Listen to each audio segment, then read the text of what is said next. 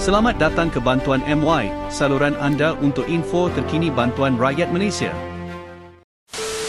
Assalamualaikum dan salam sejahtera guys. Selamat datang kembali ke saluran Bantuan MY. Terima kasih kepada anda yang terus follow dan support channel ini.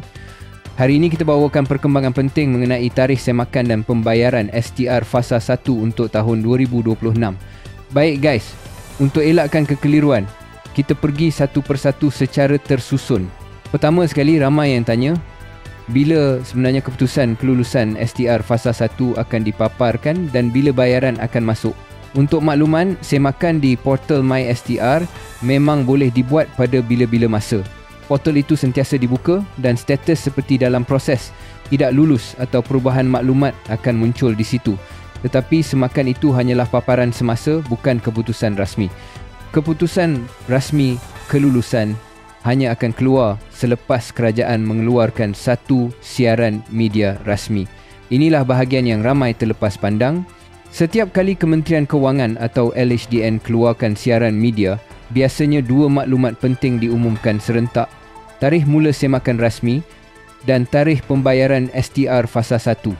Kalau kita rujuk rekod tahun-tahun sebelum ini, jadualnya tidak banyak berubah.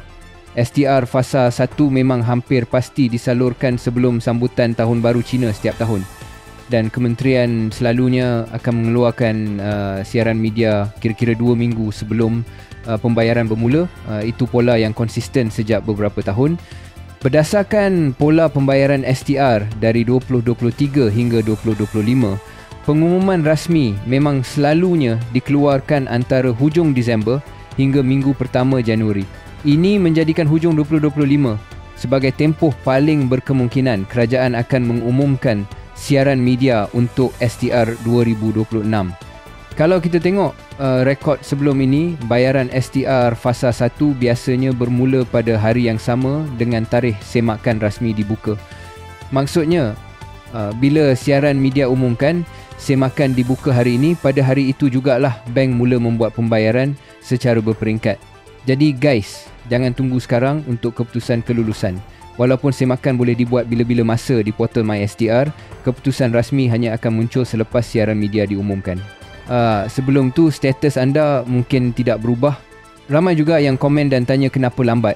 Sebenarnya untuk STR 2026, situasinya dijangka lebih teratur kerana satu kategori telah dikeluarkan, iaitu kategori bujang. Yang tinggal hanya kategori isi rumah dan warga emas.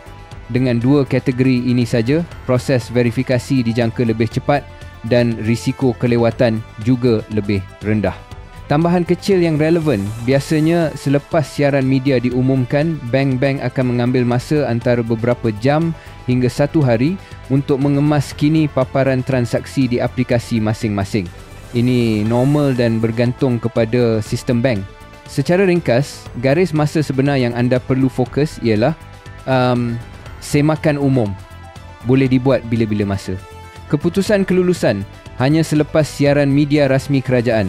Pembayaran Fasa 1 sebelum Tahun Baru Cina.